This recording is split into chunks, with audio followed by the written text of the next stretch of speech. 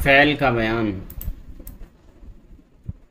इस सबक के अंदर आपको फ़ैल के बारे में बताएंगे कि फ़ैल के अंदर क्या क्या चीज़ें हैं। तो आप इन सारी चीज़ों को ध्यान के साथ सुने और उसके बाद फिर आपको ये चीज़ें याद करनी है। हिफ्ज़। फ़ैल का बयान। फ़ैल की तारीफ़ आपको मालूम हो चुकी। और फ़ैल की तारीफ़ क्या है कि फ़ैल वो है कि जो किसी काम के करने या होने को बताए। पहला हिस्सा फ़ैल का क्या है? जो किसी काम के करने या होने को बताए। दूसरा क्या है? अपने माना खुद बता दे और उसके अंदर उसमें ज़माना पाया जाए। तो अगर आपने रट ली होगी यह तारीफ तो आपको बहुत अच्छी तरीके से एकदम फ़ैल कहते ही ये बात याद हो जाएगी।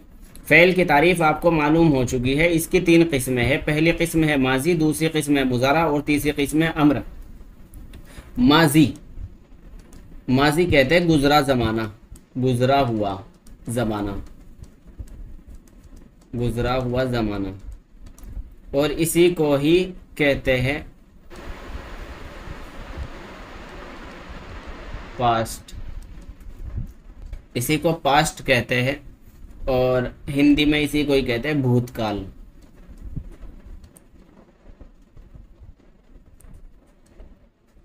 माजी गुजरा हुआ ज़माना।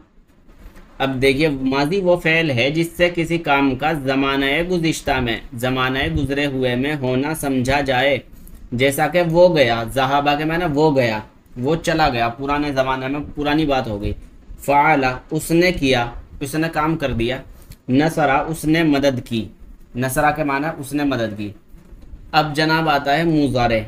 मुज़ारे किसे कहते हैं? मुज़ारे का अगर आप लुग़वी माना देखेंगे तो इसका माना है मिला हुआ।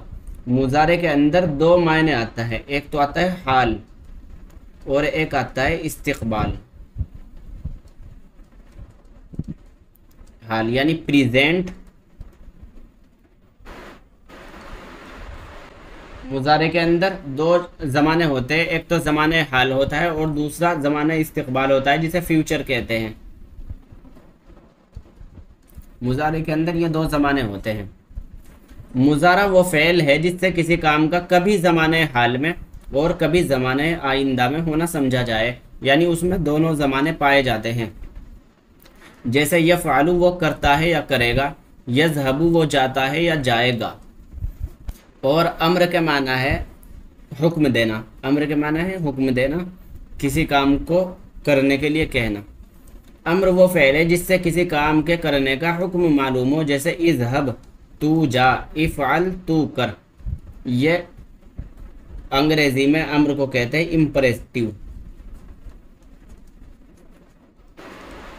इम्परेटिव अम्र का मतलब होता है इम्परेटिव यानी हुक्म देना। अम्र वो फ़ेल है जिससे किसी काम के करने का हुक्म मालूम है। जैसे इज़हब तू जा, इफ़अल तू कर।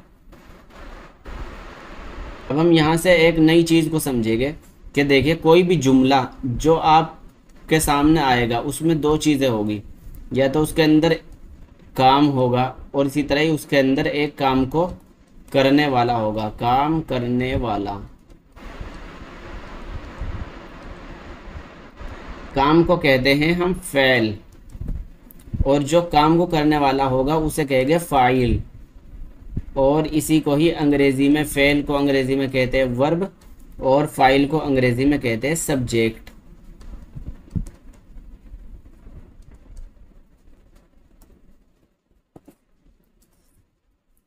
अब जब कोई जुमला आपके सामने आया तो वो 2 तरह का होगा, या तो वो फ़ेल प्लस फ़ाइल के मिलने से पूरा हो गया, तो ऐसे जुमले को कहते हैं हम लाजिम। जो फ़ेल और फ़ाइल यानी सब्जेक्ट प्लस वर्ब के मिलने से पूरा हो जाता है उसको कहते हैं हम लाजिम जुमला, लाजिम बात, लाजिम। जैसा कि ज़हाबा हामिदुन, हामिद चला गया, हामिद चला गया। अब इसको ऑब्जेक्ट की ज़रूरत नहीं है, इसको मफ़ऊल की ज़रूरत नहीं है। लेकिन दूसरा जुमला हमारा ऐसा होता है कि जिसको फ़ेल के साथ फ़ाइल तो चाहिए ही होगा, लेकिन इसके साथ साथ मफ़ऊल भी चाहिए।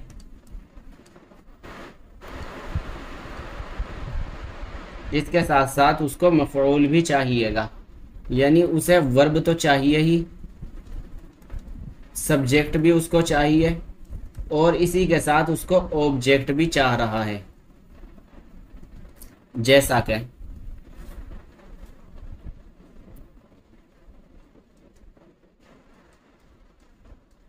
अकला, अकला के माना होता है खाया, खाया। जैदुन, जैद ने खाया, खाया जैद ने। क्या खाया वो बताना ज़रूरी है। तो आमन, जैद ने खाना खा लिया, खाया जैद ने खाना। तो ये जुमला ऐसा है कि जिसके अंदर फ़ेल भी है, जिसके अंदर सब्जेक्ट भी है, फ़ाइल भी है, और जिसके अंदर ऑब्जेक्ट मफ़ऊल भी है। तो एक ऐसा जुमला कि जिसके अंदर फ़ेल के साथ फ़ाइल और मफ़ऊल भी चाहिए, उसे हम कहते हैं मुतअद्दी। मुतअद्दी। तो यही चीज़ अब आपको यहाँ पर समझा रहे हैं कि फ़ेल चाहे माजी हो या मुज़ारा, दो तरह का होता है। एक फ़ेल होता है लाजिम और दूसरे का नाम होता है मुतअद्दी। लाजिम जो फ़ेल सिर्फ फ़ाइल के मिलने से पूरी बात जाहिर कर दे, उसे लाजिम कहते हैं। जैसा कि ज़हाब हामिदुन, हामिद गया। जलसा वलदुन, जलसा के मैंने बैठना, बैठा। वलदुन के मैंने लड़का, लड़का बैठा। और मुतअद्दी जिस फ़ेल को फ़ाइल के अलावा मफ़ऊल की भी ज़रूरत हो, जिस फ़ेल को फ़ाइल के अलावा मफ़ऊल की भी ज़रूरत हो, उसको क्या कहते हैं? मुतअद्दी कहते हैं। जैसे नसरा हामिदुन महमूदन, हामिद ने मदद की, मदद की हामिद ने। किसकी मदद की? महमूद की, महमूद की। तो ये क्या है? ये ऑब्जेक्ट है, ये मफ़ऊल है। हामिद ने महमूद की मदद की। तो ऐसे जुमले को मुतअद्दी कहते हैं। अब दो चीज़ें और आ गई है ये आपके याद करने की, जो बहुत ज़रूरी है। एक मारूफ और एक मजहूल। थोड़ी सी टेक्निकल चीज़ है, आप मेरे साथ बिल्कुल बहुत अच्छी तरह 100% दिमाग लगाकर जुड़े रहे, मैं आपको बहुत अच्छी तरह से समझाऊंगा। देखिए, अभी आपको मैंने बताया कि एक जुमले के लिए क्या चीज़ें अनिवार्य है। एक तो फ़ेल का होना, एक फ़ाइल का होना, और दूसरा अगर ज़रूरत है तो मफ़ऊल का भी होना। तो जिस जुमले के अंदर फ़ेल हो और फ़ाइल हो, चाहे मफ़ऊल हो और चाहे ना हो, अगर फ़ेल के अंदर फ़ाइल मौजूद है, अगर जुमले के अंदर फ़ेल के साथ फ़ाइल मौजूद है, फ़ेल भी मौजूद है, फ़ाइल भी मौजूद है, मफ़ऊल हो या ना हो, तो उस जुमले को कहते हैं मारूफ। मारूफ। जैसा कि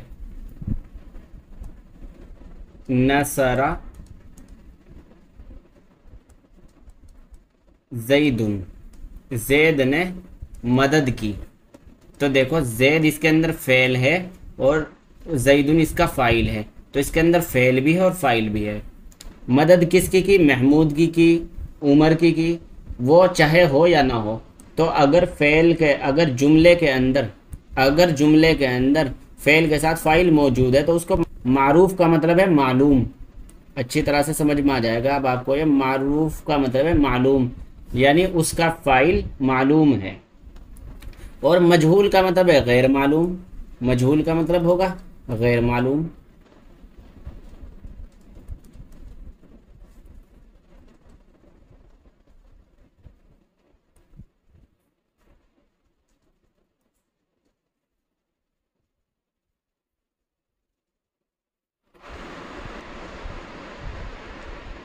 मजहूल का मतलब होता है गैर मालूम, यानी एक ऐसा जुमला जिसके अंदर फ़ेल तो है लेकिन फ़ाइल उसका मालूम नहीं है।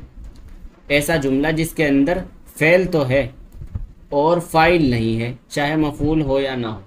जैसा कि अगर कहीं लिखा हुआ है नूसीरा, मदद की गई, उसकी मदद की गई, किसकी मदद की गई, इसके आगे कोई लफ्ज़ लिखा हुआ है, जैसा कि मैं लिख देता हूँ, एक नुसीरा महमूदुन, महमूद की मदद की गई। इसका मतलब है महमूद की मदद की गई। मदद करने वाला कौन है, जो करने वाला होगा वही तो सब्जेक्ट होगा, और सब्जेक्ट मालूम नहीं है, सब्जेक्ट मालूम नहीं है, तो इसीलिए इसको कहा जाएगा मजहूल, यानी गैर मालूम, इसका सब्जेक्ट गैर मालूम है। चलिए अब इसके बारे में पढ़ लेते हैं थोड़ा सा। मारूफ वो फ़ेल है जिसकी निस्बत फ़ाइल की तरफ की गई हो। निस्बत कहते हैं मिलान को, जिस ताल्लुक़ को, राबते को निस्बत कहते हैं, जिसकी निस्बत फ़ाइल की तरफ की गई हो। देखो ये नसरा है, मदद की, और किसने मदद की, जैद ने। तो नसरा ये जो काम है, जो फ़ेल है, इसकी निस्बत हमने इसकी तरफ कर दी, जैद की तरफ। तो मारूफ वो फ़ेल है जिसकी निस्बत फ़ाइल की तरफ हो और उसका फ़ाइल मालूम हो, उसका फ़ाइल मालूम हो। जैसा कि शरीबा पिया, हामिदुन हामिद ने पानी, हामिद ने पानी पिया। इस मिसाल में फ़ाइल कौन है इसका, हामिदुन, पीने वाला कौन है, हामिदुन, मालूम है, इसीलिए शरीबा फ़ेल मारूफ हुआ। और मजहूल वो फ़ेल है जिसकी निस्बत मफ़ऊल की तरफ हो और उसके फ़ाइल का जिक्र ना हो, उसके फ़ाइल का जिक्र ना किया गया है। जैसा कि शुरीबा माउन, पानी पी लिया गया, किसके द्वारा पानी पिया गया है, पानी पीने वाला कौन था वो पता नहीं है। नुसीरा महमूदुन, महमूद की मदद कर दी गई, किसने मदद की वो छुपा हुआ है। इन जुमलों में फ़ाइल मज़कूर नहीं है और फ़ेल की निस्बत अपने मफ़ऊल की तरफ है, फ़ेल की निस्बत अपने मफ़ऊल की तरफ है, इसलिए शुरीबा नुसीरा फ़ेल मजहूल हुआ है। और एक चीज़ है पॉजिटिव निगेटिव, पॉजिटिविटी निगेटिविटी, मुस्बत और मनफी। तो याद रख लीजिए, अगर टेंस पॉजिटिव है, अगर जुमला पॉजिटिव है यानी किसी काम का होना बता रहा है या किसी काम का करना बता रहा है, तो इसे कहेंगे पॉजिटिव। जैसा कि काम हो गया तो उसे कहते हैं मुस्बत, और अगर किसी काम का ना होना बता रहा है या न करना बता रहा है तो उसे कहेंगे निगेटिव, यानी मनफी। यही है मुस्बत यानी पॉजिटिव, जिस फेल से किसी काम का होना मालूम हो, जैसा नसरा, उसने काम कर लिया, उसने मदद की, उसने मदद की, यज़हबु वो जाता है। और मनफी जिस फेल से किसी काम का ना होना मालूम हो, जैसा कि मा फ़अला उसने नहीं किया, ला यज़हबु वो नहीं जाता है। तो मेरे प्यारे दोस्तों, आपको यहाँ से ये वाला सबक भी रट के लाना है बहुत अच्छी तरह। फ़ेल का बयान, ये जो माजी है, मुज़ारा है, अम्र है, लाजिम, मुतअद्दी और मारूफ, मजहूल, मुस्बत, मनफी, इन सब की तारीफ़ें आपको बहुत अच्छी तरीके से याद करनी है और ये अनिवार्य है, ज़रूरी है। कुछ इस्तिलाहात और भी है जो आपको याद करनी है, जैसा कि हरकत किसे कहते हैं, मुतहर्रिक किसे कहते हैं, नसब या फतहा किसे कहते हैं। हरकत ज़बर ज़ेर पेश में से हर एक को हरकत कहते हैं और इकट्ठा तीनों को हरकत सलासा कहते हैं। तीन हरकतें होती है, या तो ज़बर होगा, किसी हर्फ के नीचे ज़ेर होगा, या फिर किसी हर्फ पर पेश होगा। तो ये भी हरकत है, ये भी हरकत है, ये भी हरकत है, और इकट्ठा जब तीनों को कहेंगे तो कहेंगे कि तीन हरकत हैं। मुतहर्रिक किसे कहेंगे, हरकत वाले हर्फ को मुतहर्रिक कहते हैं। नसब या फतहा ज़बर को कहते हैं, जर या कसरा ज़ेर को कहते हैं, रफ़ा या ज़म्मा पेश को कहते हैं। जिस लफ्ज़ पर ज़बर होगा उसको कहेंगे मफ़तूह, जिस लफ्ज़ पर ज़ेर होगा उसको कहेंगे मकसूर, और जिस लफ्ज़ पर पेश होगा उसे कहेंगे मज़मूम, और जिस पर जज़्म होगा यानी ये वाला साकिन होगा जो लफ्ज़, उसको कहेंगे सुकून, उसको कहेंगे मजज़ूम। इसको कहते हैं सुकून, जज़्म को कहते हैं सुकून, और जिस पर जज़्म आएगा उसको कहते हैं मजज़ूम। साकिन वो हर्फ है जिस पर जज़्म हो। वाहिद किसी लफ्ज़ का ऐसी हालत में होना जिससे एक चीज़ समझी जाए। तस्निया किसे कहते हैं, किसी लफ्ज़ का ऐसी हालत में होना जिससे दो चीज़ें समझी जाए।